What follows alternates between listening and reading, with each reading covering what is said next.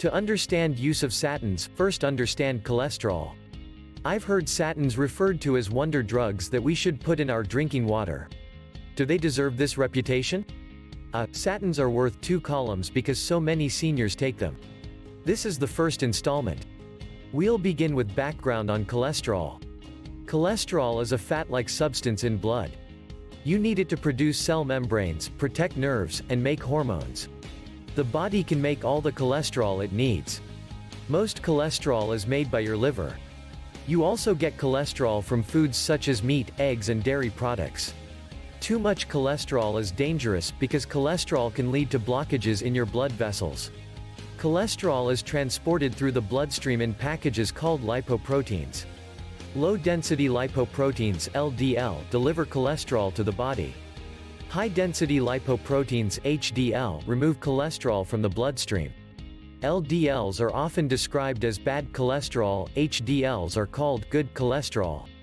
If there are too many LDLs in the blood, they will combine with other material in your bloodstream to manufacture plaque, a waxy crud that builds up on the inner walls of the blood vessels that feed your brain and heart. When this buildup occurs, you have a condition called atherosclerosis, which is commonly referred to as hardening of the arteries. If a clot forms in blood vessels narrowed by plaque, it can block blood flow, which can cause a heart attack or a stroke. The recommended levels of cholesterol are as follows. Total cholesterol level should be less than 200 mg per deciliter. Megagram per deciliter stands for milligram per deciliter.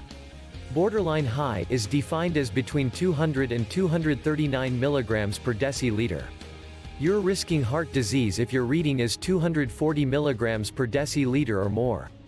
LDL cholesterol level should be less than 130 mg per deciliter. Borderline high is between 130 and 159 mg per deciliter. There's heart disease risk if your reading is 160 mg per deciliter or more. HDL cholesterol levels should be at 60 mg per deciliter or higher to cut the risk of heart disease. You're at high risk for heart disease if you have a reading less than 40 mg per deciliter. If your total cholesterol level is high because of high LDLs, you may be at higher risk of heart disease or stroke. If your total level is high only because of a high HDLs, you're probably not at higher risk. Some physicians use the ratio of total cholesterol to HDLs. The ratio is obtained by dividing the HDLs into the total cholesterol. The goal is to keep the ratio below 5:1.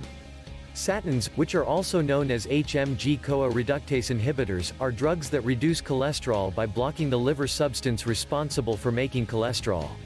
Statins may also help your body reabsorb cholesterol that has accumulated on your artery walls. Statins are relatively safe for most people.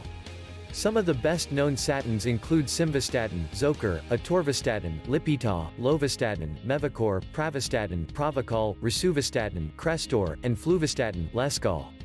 Your cholesterol level is just one number doctors consider before prescribing a statin. If your only risk for heart attack or stroke is high cholesterol, you may not need medication. Other risk factors are lifestyle, age, family history of heart attack and stroke, smoking, weight, blood pressure, diabetes, narrowing of arteries in your neck, extremities, and overall health. Changes to your lifestyle such as quitting smoking and exercising may have a greater impact on reducing risk of heart disease and stroke than medication alone. Statins can have potential side effects such as liver damage, pain in muscles and joints, constipation, nausea, and diarrhea. Those who take statins have their liver function tested periodically. Thanks for watching. Hope you enjoyed and learned something new.